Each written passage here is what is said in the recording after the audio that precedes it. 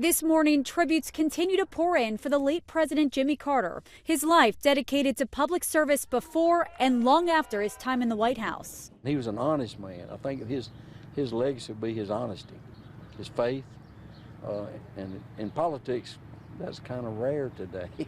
Mourners across the country paying their respects, from Atlanta outside the Carter Center to the United Nations. I would ask all in the chamber now to rise and join in a minute of silence in memory of President Jimmy Carter. And even on the floor of the New York Stock Exchange. Across the country, President Biden ordering all flags to fly at half-staff for the next 30 days. An 8-day period of mourning begins tomorrow, which includes a state funeral in Georgia. President Carter's remains will lay in repose at the Carter Presidential Center, then flown to D.C. to lie in state at the U.S. Capitol, and end with a national memorial service in Washington, where President Biden will deliver his eulogy. I, Jimmy Carter, do solemnly swear. Jimmy Carter took the oath of office in January 1977. His critics will argue that his presidency had mixed reviews with challenges at home and abroad.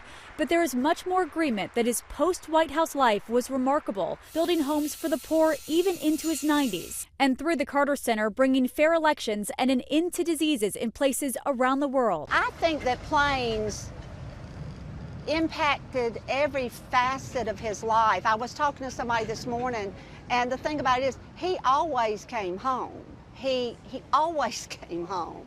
Carter's body will then be laid to rest at his home in Plains, Georgia, alongside his wife of 77 years, Rosalind Carter. Nicole D'Antonio, ABC News, Washington.